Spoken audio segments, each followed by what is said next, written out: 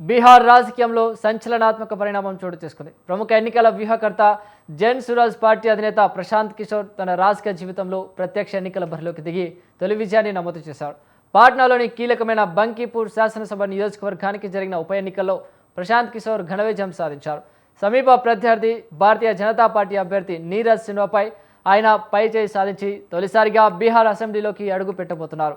గత బీహార్ సాధారణ అసెంబ్లీ ఎన్నికల్లో భారీ ఆశలతో పోటీకి దిగి ఒక్క సీటు కూడా గెలుచుకోలేకపోయిన జన్ సురాజ్ పార్టీకి ఈ ఉప ఎన్నిక విజయం ఊపిరిపోసింది. ప్రశాంత్ కిషోర్ స్వయంగా పోటీ చేసి గెలవడంతో పార్టీకి ఎంతో అవసరమైన తొలి బోని లభించినట్లయింది. శతాబ్ద కాలంగా లేదా దశాబ్దాలుగా బలమైన పునాదులు ఉన్న బీజేపీ బలాన్ని తట్టుకొని జన్ సురాజ్ పార్టీ ఈ ఉప ఎన్నికల్లో విజయాన్ని సొంతం చేసుకోవడం బీహార్ రాజకీయాల్లో పెద్ద చర్చనీయాంశంగా మారింది. ఇక బంకీపూర్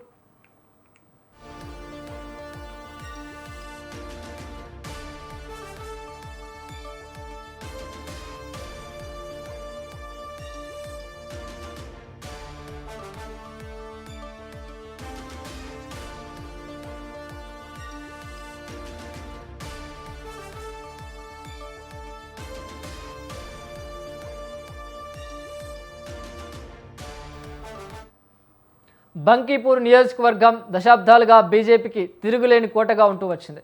గత అసెంబ్లీ ఎన్నికల్లో ఈ స్థానం నుంచి గెలుపొందిన సీనియర్ నాయకుడు బీజేపీ జాతీయ అధ్యక్షుడు నితిన్ నబీన్ ఇటీవల రాజ్యసభకు ఎన్నికయ్యారు.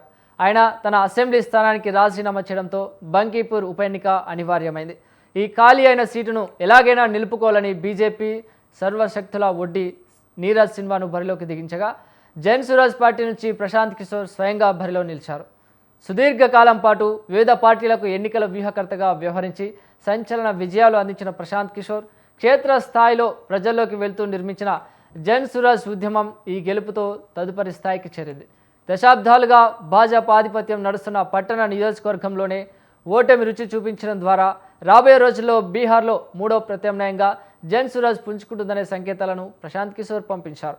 ఈ విజయంతో జన్ సురాజ్ శ్రేణుల్లో నూతన ఉత్సాహం నెలకొనగా బీహార్లోని ప్రధాన పార్టీలైన భాజపా, జేడీయూ, ఆర్జేడీలకు సవాల్గా మారింది. बस यही है कि बांकीपुर की जनता ने जो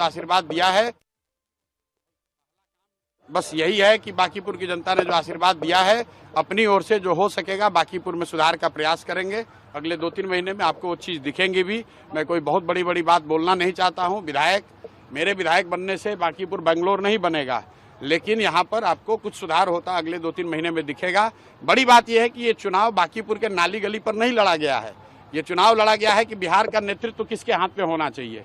और बांकीपुर की जनता ने ये संदेश दिया है भाजपा के नेतृत्व को कि भाई आप अच्छे आदमी को बिहार का मुख्यमंत्री बनाइए. सम्राट चौधरी की जगह किसी कुशवाहा को बनाना है, बनाइए, कोई दिक्कत नहीं है. कुशवाहा को ही बनाइए, लेकिन कुशवाहा समाज के ही किसी अच्छे आदमी को बनाइए. हर हालत में बिहार की तरक्की होनी चाहिए, बिहार का विकास होना चाहिए.